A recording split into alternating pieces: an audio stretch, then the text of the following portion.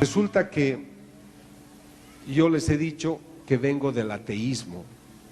El año 92 yo estaba en mi consultorio cuando me buscaron y me dijeron que había una imagen de un Cristo que tenía efusiones de lágrimas cristalinas y de sangre. Hice una investigación y demostré que esas lágrimas eran lágrimas con compuestos humanos. Pero el año 95, en la ciudad de Cochabamba, Bolivia, una imagen de yeso de 32, 33 centímetros de altura empezó a tener efusiones de un líquido rojizo. Acá pueden ver el momento en el cual se toma una de esas pequeñas muestras, pero la experiencia se repite en otras oportunidades y se puede ver ese líquido rojizo. En algunos momentos se ve sangre, o sea, el líquido rojizo, pero también un líquido cristalino. Nosotros utilizamos unos tubos que se llaman tubos de hematocrito, donde podemos extraer por succión una de estas sustancias. Yo la deposito en uno de los tubos de ensayo y quisiera que vean en las imágenes de la derecha que lo que eran lágrimas se han secado y ha quedado como residuo unos cristales de sal. ¿Cómo puede ser eso en una imagen de yeso? Durante la investigación, algunas personas piensan que estos líquidos que le salen a la imagen de la derecha se deban a alguna descomposición de los colores, de los pigmentos, y que por eso sale esa sustancia. Entonces yo compro otra imagen, la pongo a su lado durante muchos años y esta segunda imagen nunca tuvo esas efusiones, o sea, no era un problema de los pigmentos. Quisiera que se concentren en la parte de la frente, donde en el círculo pueden observar que se han formado unas costras. He tomado una muestra de esa costra. Aquí ven el instante en el cual yo tomo, ese jovencito soy yo por si acaso, y llevo esa muestra a los laboratorios para que se haga un análisis en la Universidad de Sydney, Australia. Este profesor demuestra que se trata de sangre humana, pero luego hay un instante sumamente interesante de la investigación donde ellos, luego de analizar esta costra que ustedes ven en este momento está siendo succionada, se hace un análisis especializado y este doctor amplía a través de su microscopio electrónico, amplía la imagen más de 10.000 veces y el resultado les va a sorprender porque él indica que 2/3 corresponden a lo que es sangre humana, pero el otro tercio es la punta de una espina. Y pues cuando él nos muestra la espina, hace un análisis molecular estudiando los depósitos de agua que hay dentro de las celdas de esta espina. Aquí están el estudio molecular y él indica que se trata de una espina típica de países áridos y particularmente crece a la base de las palmeras de dátiles. Esto no existe en Cochabamba, Bolivia, por lo tanto llama la atención encontrar ese tipo de espina. Cuando yo hago estas investigaciones me debo colocar delante de la estatua durante muchos días, durante muchas horas, hasta ver el momento en el cual hay el brote. Esa sustancia rojiza que ustedes han visto es la primera muestra que yo obtengo y voy a los laboratorios genéticos de Nueva Orleans para que se realice la investigación. Los estudios que hacemos son estudios que se denominan a ciegas, porque no puedes avisar a los técnicos de dónde proviene esta muestra. Yo solamente entrego el espécimen y digo de qué se trata esto. Hacen el estudio y me entregan el resultado que ustedes están viendo, que es la prueba de que esa sustancia es sangre humana y tiene código genético humano. Los doctores se sorprenden cuando después de la investigación les digo que esto se trata de un líquido que salía de una estatua, pero en ciencia, para que tus resultados tengan validez, tienes que repetir la experiencia. Entonces, el señor que está a la derecha, con traje oscuro, es un abogado australiano que convalida mis investigaciones.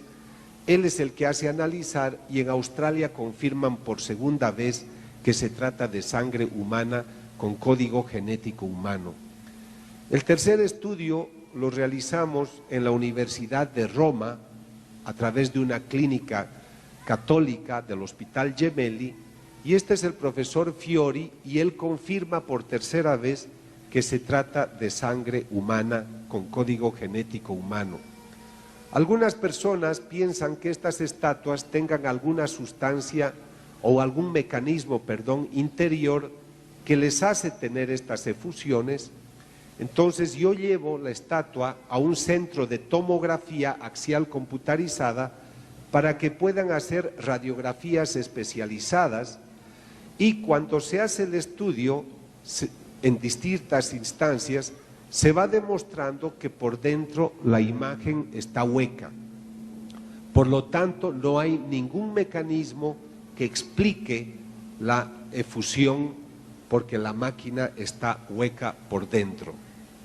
Este es el resultado final donde se obtiene la certificación de que no hay ningún mecanismo o artefacto que pueda explicar esa efusión. Luego, este señor de la izquierda es Mike Willesee. Es uno de los mayores documentaristas de televisión de la cadena Fox de Norteamérica. Él desea investigar al investigador y empieza a investigarme para ver si él encontraba los mismos resultados que yo había presentado al mundo. Él hace su propia investigación, lleva sus propios expertos, hace esta película que se intitula Signos de Dios, la ciencia prueba la fe, y ante 30 millones de personas, el día 28 de julio del año 99, confirma la validez de todas mis investigaciones. Y ahora prepárense para ver algo extraordinario que seguramente no han visto antes. Muchas personas piensan que estas imágenes se exudan porque hay alguien que tiene poderes mentales. Estudio 15 años y hasta ahora no he encontrado persona alguna que tenga poderes mentales para esto. Si ustedes conocen a alguien, yo la quiero estudiar. Entonces, para demostrar que esta imagen no exuda por poderes mentales supuestos, he aislado la habitación y he puesto una máquina que grabara durante 24 horas al día. El resultado lo van a ver en este momento. Creo que es una de las cosas más hermosas que van a poder ver, porque en ese instante es la gota de sangre que yo tomo, pero van a ver en un momento el instante en el cual brota la lágrima cristalina y cae. Es una de las tomas más extraordinarias que hemos obtenido y que hay en este campo. Observen el círculo, por favor.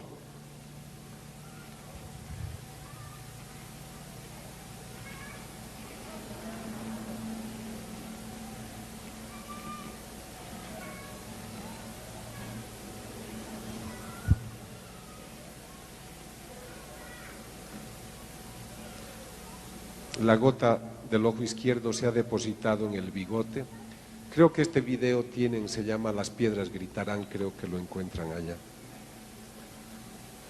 Debido a estos resultados, el obispo del lugar convalidó el caso y autorizó la veneración de la imagen. Con mis investigaciones lo que yo trato es que la ciencia se ponga al servicio del discernimiento de las autoridades de la Iglesia. Y aquí voy a la parte final de esta presentación. Cuando las autoridades de la Iglesia se enteraron de que yo hacía estas investigaciones, el cardenal Jorge Bergoglio de Buenos Aires me mandó una carta porque me dijo que en su diócesis de Buenos Aires habían 2 hostias que habían exudado un líquido rojizo. Entonces, como me hablaron que unas hostias habían sangrado, yo quise saber si en la historia de la Iglesia había o existían algunos otros casos parecidos. Me enteré que en una población de Italia que se llama Lanciano, en el siglo VIII, un sacerdote de la orden de San Basilio estaba celebrando la misa, este es en el lugar de los hechos, y dudó si Cristo estaría presente en la Eucaristía. Cuando dudó, la hostia se volvió sangre y luego se volvió una sustancia sólida. Lo que era el vino se volvió un grumo, una especie de algodón que hasta ahora se conserva. La Conferencia Episcopal hizo estudiar esas sustancias y encontró que la hostia se había convertido en carne, en músculo del corazón. Y lo que ustedes están viendo es el músculo del miocardio y corresponde al ventrículo izquierdo. El profesor Odoardo Linoli de la Universidad de Siena hizo la investigación. Él demostró que la carne era corazón y la sangre era sangre humana de tipo AB, parecida a la sangre, del mismo tipo, que la sangre de la sábana santa.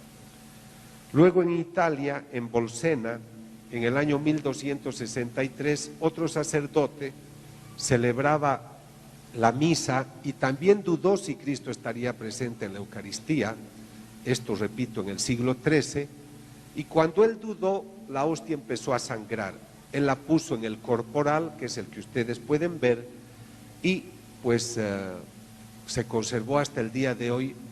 El Papa Urbano IV estaba en ese lugar y aprobó el caso sucesivamente, y gracias a ese milagro él instituyó la fiesta de Corpus Christi.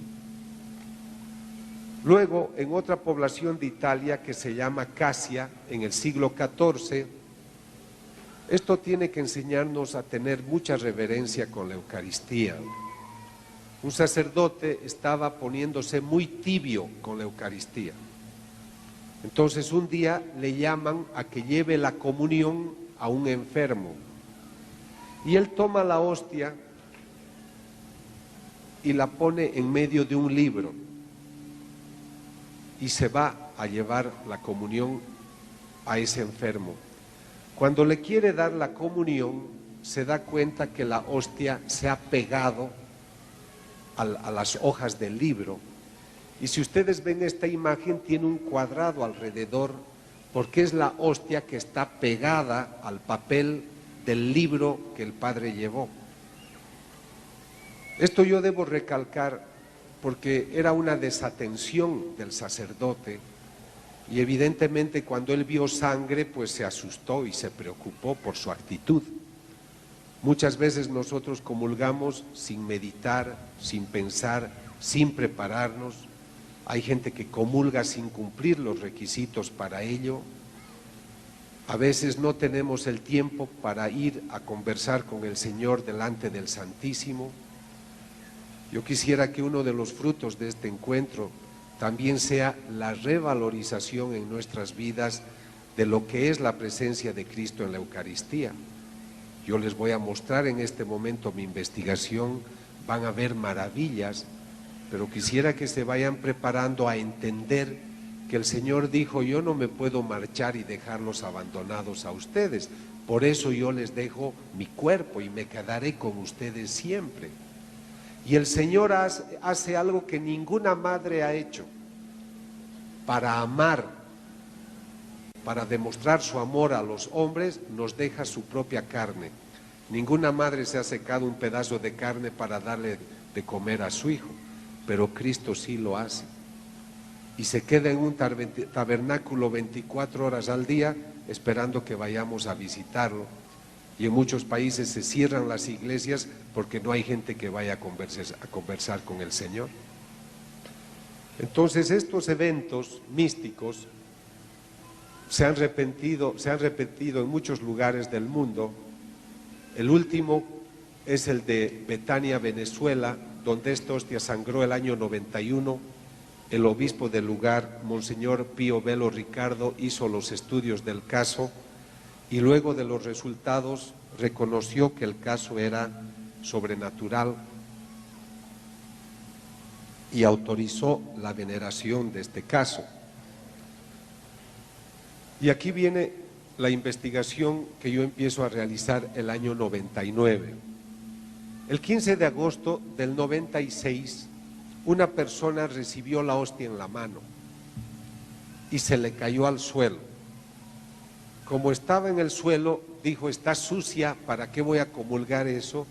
Y la persona se salió.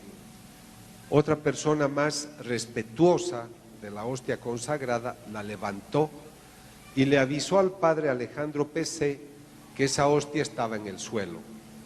Entonces el padre la levanta y la coloca en un recipiente con agua para que se disuelva y la lleva a su tabernáculo. Repito, el 15 de agosto del 96. 11 días más tarde, él va a ver si es que en el tabernáculo esta hostia ya se ha disuelto en el respectivo recipiente y encuentra que tiene unas muestras de un color rojizo. Y el color rojizo toma luego toda la hostia.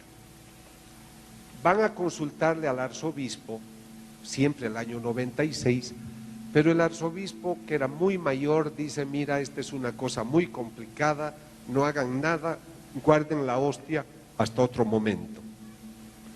3 años más tarde, el 6 de octubre, el cardenal Jorge Bergoglio, nuevo arzobispo de Buenos Aires, decide hacer una investigación.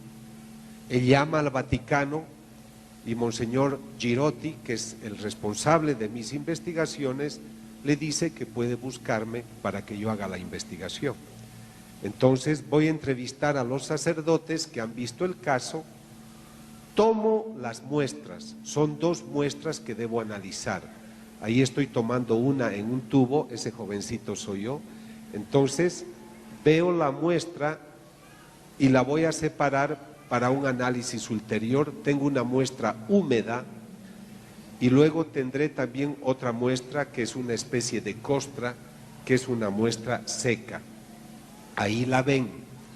Las 2 muestras, el día 21 de octubre del año 99, llevo a los laboratorios de California, de Forensic Analytical, y el día 26 de enero me dicen que se trata de sangre humana y que tiene código genético humano. O sea, ese líquido rojizo que le sale a la hostia es sangre.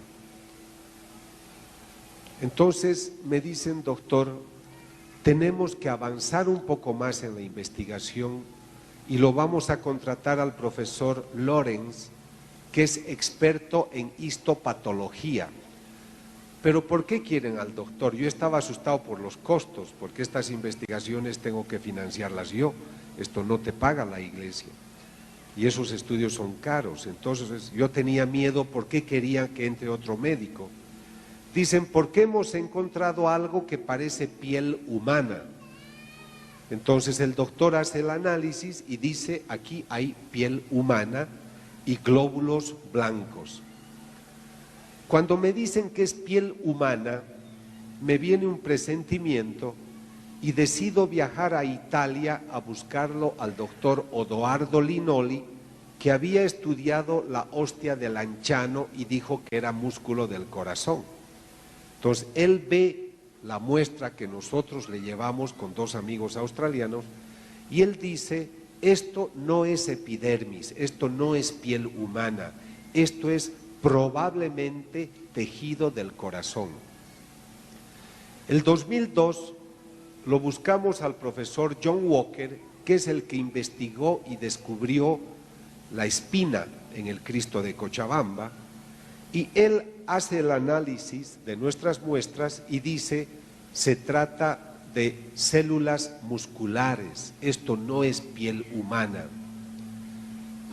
Todas las investigaciones posteriores muestran que esto es más bien músculo, y el 2003 el profesor Lorenz, que me había dicho que esto se trata de piel humana, se rectifica y me dice, esto puede corresponder a tejido del corazón.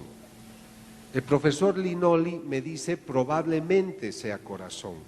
Este profesor me dice, puede corresponder, ninguno me da la seguridad. Pero en Estados Unidos hay un profesor que es el mayor experto en patología del corazón, es un médico forense. Cuando alguien muere por problemas del corazón, él abre el corazón y te dice por qué ha muerto. Entonces, nosotros le llevamos las dos muestras que ustedes ven en la parte inferior para que las analice, y el día 2 de marzo de 2004, este profesor de la Universidad de Nueva York ve nuestras muestras. ¿Qué es lo que este profesor dice? El 20 de abril de 2004, o sea, ya son 5 años hasta ese momento de mi investigación, él accede a una entrevista personal. Este es el profesor Lorenz, les muestro para que vean en vivo. Él encuentra que es músculo del corazón, él encuentra los glóbulos blancos. Este es el profesor Linoli, que está viendo nuestras muestras. Es el momento en el que dice, probablemente esto es músculo del corazón, pero la opinión final nos otorga el profesor Tsugibe de la Universidad de Nueva York. Y aquí voy a llegar a la parte más importante seguramente de toda la conferencia. Este profesor está viendo a través de su microscopio esta muestra, y en su libro nos está mostrando la parte del corazón que tiene bajo su microscopio. Ahora necesito que todos vean mi joven rostro, porque les voy a decir algo muy importante. Imagínense que ustedes están en el laboratorio con este profesor. Él levanta la mirada y te dice, su paciente ha sufrido mucho. ¿Y por qué? Él no sabe que esto viene de una hostia. Doctor, ¿por qué dice que mi paciente ha sufrido mucho? Porque por lo que yo veo, ha tenido un infarto al corazón, le ha dado un ataque. Y probablemente el infarto, que le ha durado casi un día, le ha venido porque le han dado un golpe en el pecho con alguna piedra o con algún palo, lo han golpeado.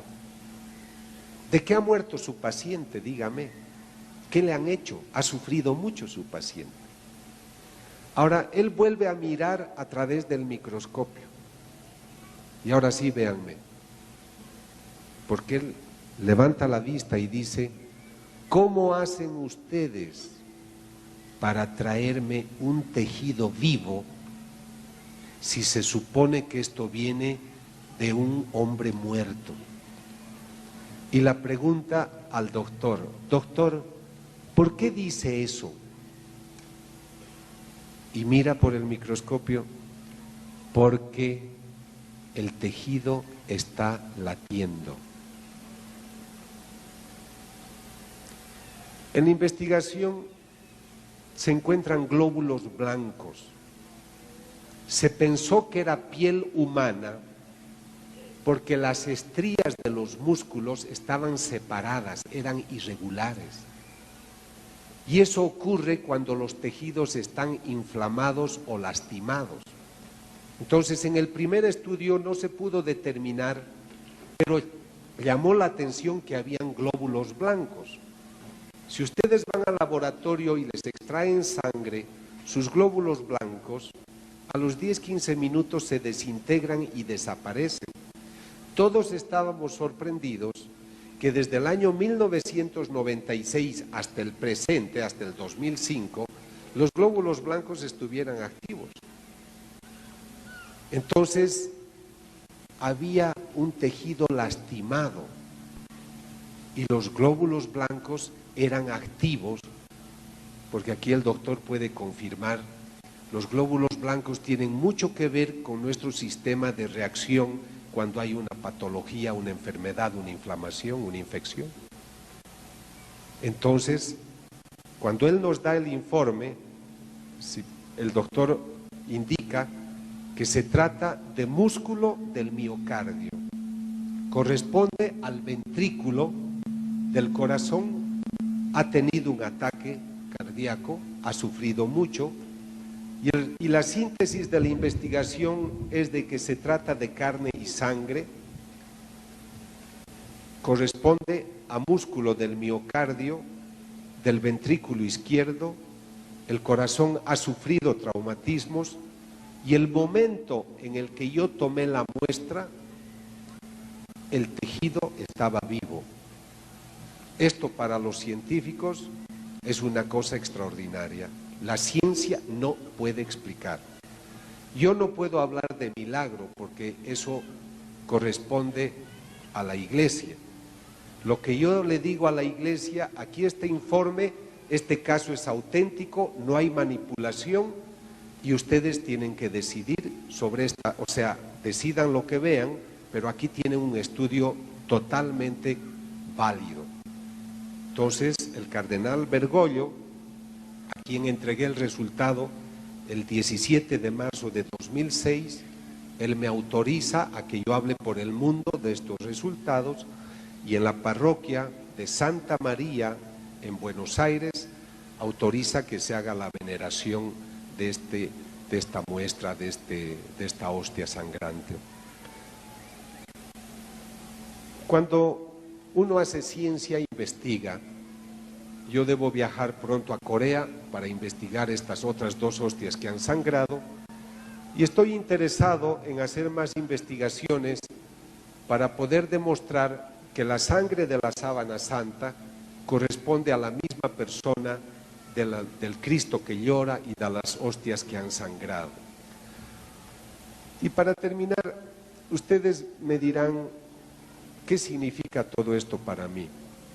Y acá termino en unos minutos. Yo quisiera decirles de que estudiando 32 años la conducta del hombre, yo veo que el hombre se acuerda demasiado de su organismo y se olvida de su parte espiritual. Lo que yo estoy tratando es de decirle al hombre, y en este caso a ustedes los católicos, ustedes son maravillosos porque han creído por fe que Cristo está presente en la Eucaristía. Yo he tenido que comprobarlo. Yo soy un ateo que se ha convertido, gracias a Dios, pero a través de la ciencia. Me da vergüenza pensar que supuestamente los doctores sabemos muchas cosas, pero veo que yo era un mamífero muy reptiliano que había ignorado todas las enseñanzas del Espíritu. Pero Dios es bueno y me pone en un camino de investigación para decirle al mundo que el Señor dice que está presente en la Eucaristía. Por eso les decía, no pueden volver a sus casas igual. Después de esto su confesión, su comunión no puede ser igual. El Señor ha dictado textos maravillosos para entender la Santa Misa, para vivir mejor nuestro cristianismo. Nuestra iglesia tiene tanta información, pero nosotros aprendemos inglés, aprendemos francés, aprendemos muchas técnicas y nunca nos hemos comprado un libro para entender la misa y se los voy a demostrar. Yo quisiera que, no les voy a preguntar ni levanten la mano, pero yo sé que la mayoría no sabe lo que quiere decir epíclesis. No saben. La epíclesis es el momento más importante de la misa, pero nunca nos hemos comprado un libro para vivir la misa con profundidad, pero sí gastamos comprando otras cosas. ¿Cómo vamos a amar a quien no conocemos?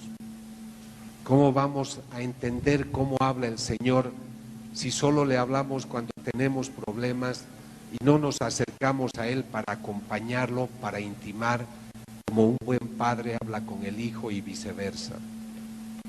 Estos eventos suceden porque el Señor quiere mostrar su amor. Ojalá que esta sea una semilla importante en su corazón y que dé buenos y sabrosos frutos. Les he dicho que pienso que su país es un país muy especial.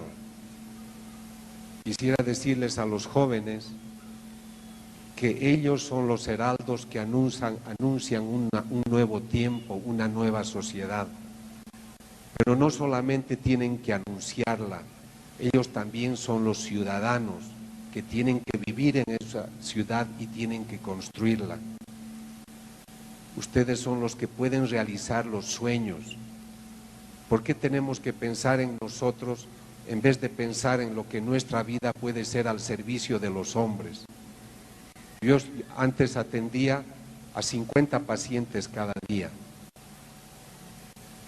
Ahora he dado conferencias a 200 millones de personas. Me parece que cuando nos entregamos a Dios, Él nos pone en otras plataformas y multiplica nuestra sed de servicio. Debemos acostumbrarnos, amigos, a vivir cerca de Dios, porque Él es agua cristalina que riega lo más profundo de nosotros.